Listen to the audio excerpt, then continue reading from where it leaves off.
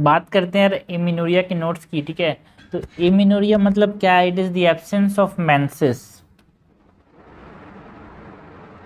Absence of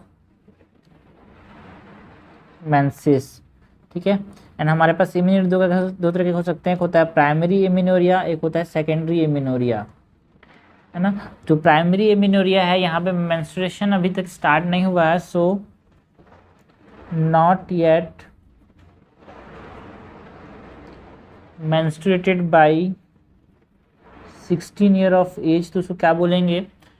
primary amenorrhoea. Secondary amenorrhoea में क्या होता है भाई? एब्सेंस देखने को मिलता है, एब्सेंस ऑफ व्हाट, मतलब मेंसेस कितने समय के लिए? 6 मंथ या फिर उससे ज़्यादा के लिए, है ना, जिसका नॉर्मल मेंस्ट्रुअल साइकिल स्टेबलाइज हो गया होगा उसमें।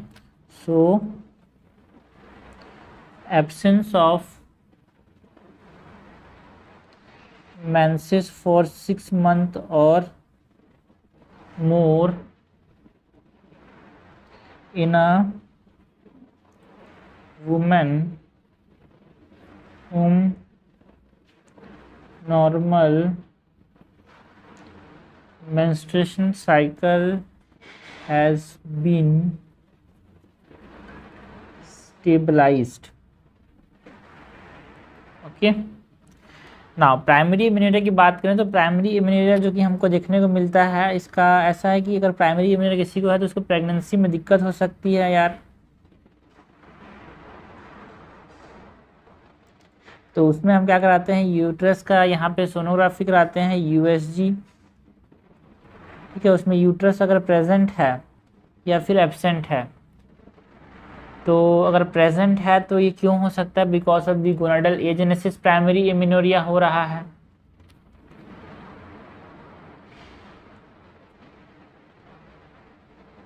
ना। और यूट्रस प्रेजेंट तो क्या कारण हो सकते हैं? कैलमैन सिंड्रोम यार,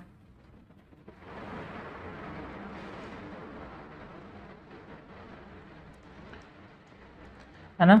और क्या कारण हो सकते हैं यहाँ पे? इम्परफोरेट हाइमन,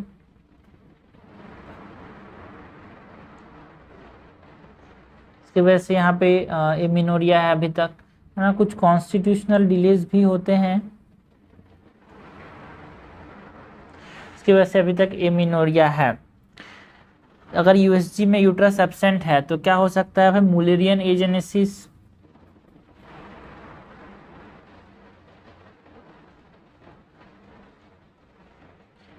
है ना। यहाँ पे एंड्रोजन इनसेंसिटिविटी सिंड्रोम हो सकता है, एंड्रोजन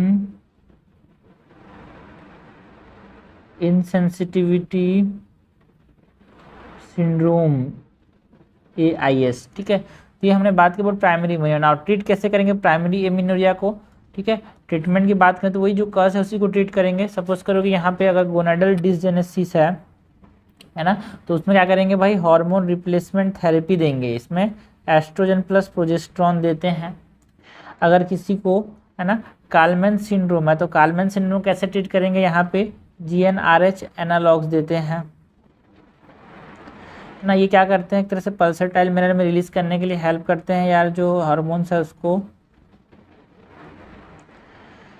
एंड अगर इम्परफोरेट हाइमन है सो उस केस में हम क्या करते हैं? क्रूशिएट इंसिजन देते हैं। इन केस ऑफ मुलेरियन एजेनेसिस, यहाँ पे हम क्या करते हैं? एक तरह से वो इनिशिएट नहीं कर पा रहा है मेंस्ट्रुएशन को, बिकॉज यूट्रस एब्सेंट है, कॉइटस में डिफिकल्टी होती है यार।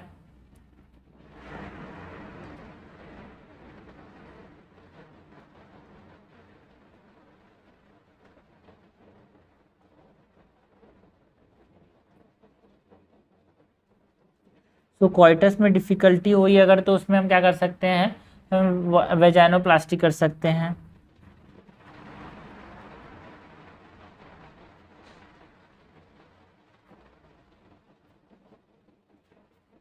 एंड अगर यहाँ पे एंड्रोजन इनसेंसिटिविटी सिंड्रोम है, AIS, तो उस केस में क्या करेंगे भाई? गोनेडेक्टॉमी करते हैं अगर ब्रेस्ट डेवलप हो गया उसके बाद, ठीक है। After the breast development gonadectomy, gonads को निकाल देंगे। Gonadectomy after breast development,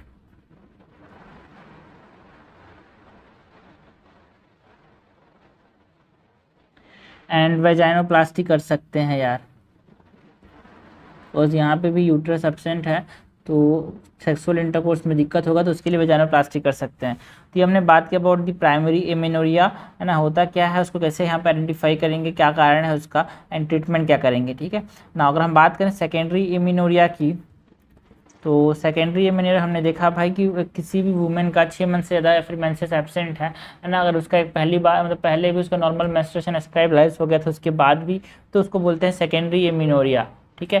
and secondary amenorrhoea क्या क्या कारण हो सकते हैं भाई, यूट्राइन कॉजेस हो सकते हैं, ठीक है। यूट्राइन कॉजेस में हम बात कर सकते हैं अबाउट टीबी, एंडोमेट्रियोसिस,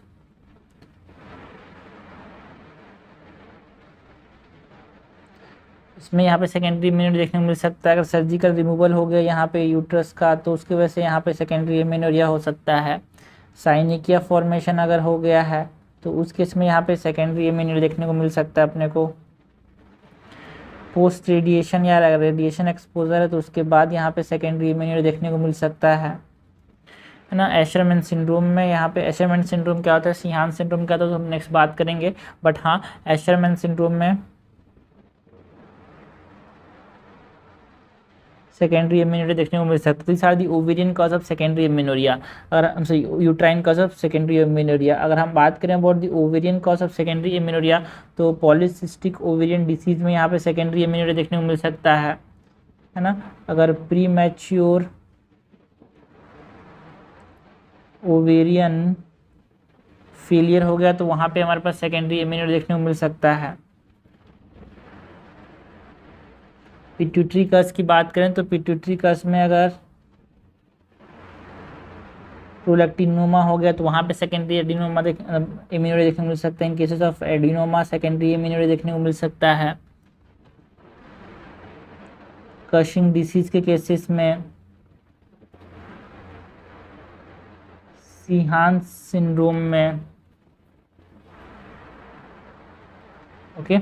तो हमने बात की about the ovarian and pituitary causes of what, secondary amenorrhea. हम बात कर सकते हैं about hypothalamic causes, hypothalamic causes of secondary amenorrhea की बात करें तो इसमें यहाँ पे हम बात करते हैं अबाउट साइकोजेनिक शॉक। यार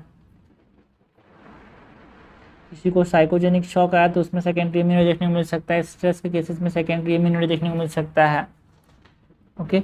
और हम बात करें एड्रिनल कॉजेज की, adrenal causes of secondary amenorrhoea, तो यहाँ पे अगर एड्रिनल ट्यूमर्स हैं सो उस केसेस में यहाँ पे सेकेंडरी एमिनोरिया देखने को मिल सकता है। इन case of Cushing disease secondary amenorrhea देखने को मिल सकता है, सॉरी कशिंग सिंड्रोम, ठीक है। Cushing syndrome is an adrenal problem, Cushing disease is a pituitary problem. उसके बाद थायराइड कॉजेज की वजह से भी यहाँ पे सेकेंडरी एमिनोरिया देखने को मिल सकता है, like in cases of hypothyroidism, okay. तो ये हमने बात की about the etiology of secondary amenorrhea. Now investigation भी इंपॉर्टेंट है कि कैसे पता लगाएंगे यार क्या चीज़ें हैं, क्या कॉज हुआ है सेकेंडरी एमिनोरिया में। तो सबसे पहले तो हम देखते हैं कि हार्मोनल स्टडी करते हैं यार, हार्मोन की स्टडी करते हैं। हार्मोनल स्टडी में हम यूपीटी यूरिन प्रेगनेंसी टेस्टिंग करते हैं, थायराइड स्टिमुलेटिंग हार्मोन का लेवल देखते हैं, प्रोलैक्टिन का लेवल देखते हैं, ठीक है। अगर ये नॉर्मल्स हैं तो ये इसके बाद हम क्या करते हैं, प्रोजेस्टेरॉन चैलेंज टेस्ट,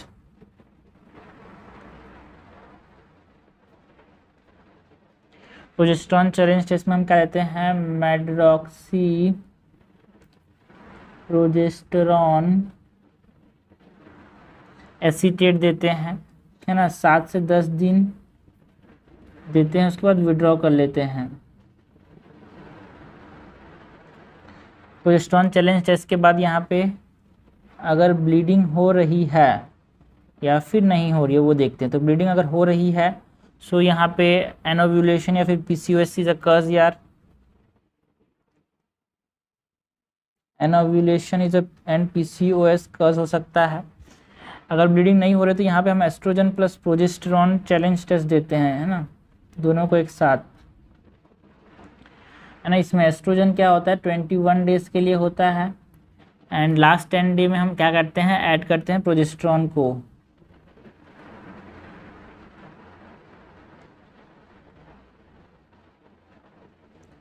अगर इसके बाद यहाँ पे एस्ट्रोजन प्रोजेस्टेरोन चैलेंज टेस्ट में यहाँ पे ब्लीडिंग हो गई, ठीक है, तो इसको भी हम वहाँ पर देखते हैं कि ब्लीडिंग हो रही है कि नहीं हो रही है एस्ट्रोजन प्रोजेस्टेरोन टेस्ट के बाद। अगर ब्लीडिंग हो रही है ना, मतलब ब्लीडिंग नहीं हो रही, तो यहाँ पे हो सकता है कि यूट्राइन कॉज हो, तो यूट्राइन कॉज होगा।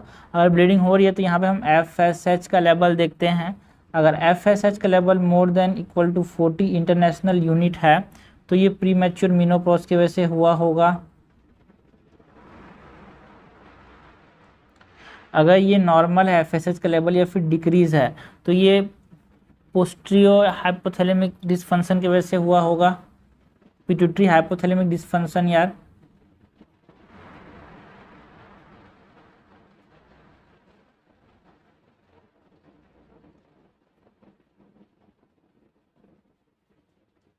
यहाँ पे ये पिट्यूटरी हाइपोथैलेमिक डिसफंक्शन अगर है सो यहाँ पे हम चेक कराते हैं, MRI करते हैं पिट्यूटरी का। एंड अगर MRI में 3 चीज़ देखने को मिल सकती है यहाँ पे, है ना। अगर एम्प्टी सेला टर्सिका है,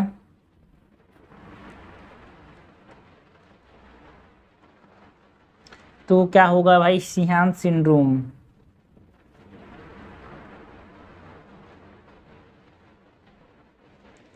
अगर स्पेस ऑक्यूपाइन लीजन है,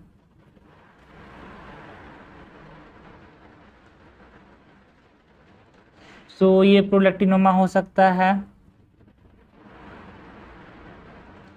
एंड अगर यहाँ पे MRI नॉर्मल है तो ये हाइपोथैलेमिक कॉज हो सकता है, ठीक है। तो ये हमने मेनली जो इन्वेस्टिगेशन कराए हैं, ये इन्वेस्टिगेशन हमने किसकी बात की यार, कि कारण कहाँ पे है, दिक्कत कहाँ पे, उसको समझने के लिए इन्वेस्टिगेशन कराया, ठीक है, सेकेंडरी एमेनोरिया में। नाउ ट्रीटमेंट की बात करेंगे तो वही यार, ट्रीटमेंट में यहाँ पे ट्रीट करते हैं कज को।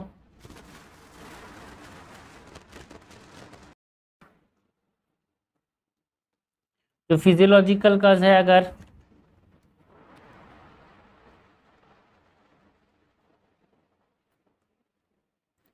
फिजियोलॉजिकल कज में अगर प्रेगनेंसी है तो यहाँ पे एंटीनेटल केयर करते हैं। लैक्टेशन की वजह से सेकेंडरी एमेनोरिया तो उसको रीअश्योर करते हैं कि हाँ भाई लैक्टेशन की वजह से ही है। एंड अगर मीनोपॉज हो गया है तो भी उसको रीअश्योर करते हैं। अगर सोशल फैक्टर्स की वजह से सेकेंडरी एमेनोरिया है लाइक स्ट्रेस, तो यहाँ पे साइकोथेरेपी देते हैं।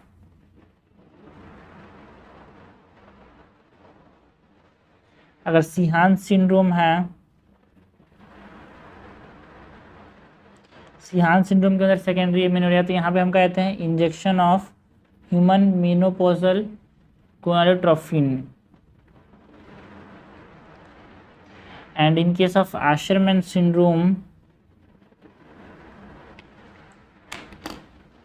यहाँ पे हम क्या करते हैं, ब्रेक डाउन करते हैं जो एडिजन्स हैं, उसके बाद ओरल कॉन्ट्रासेप्टिव पिल्स देते हैं। Break down of addition followed by oral contraceptive pills, ठीक है।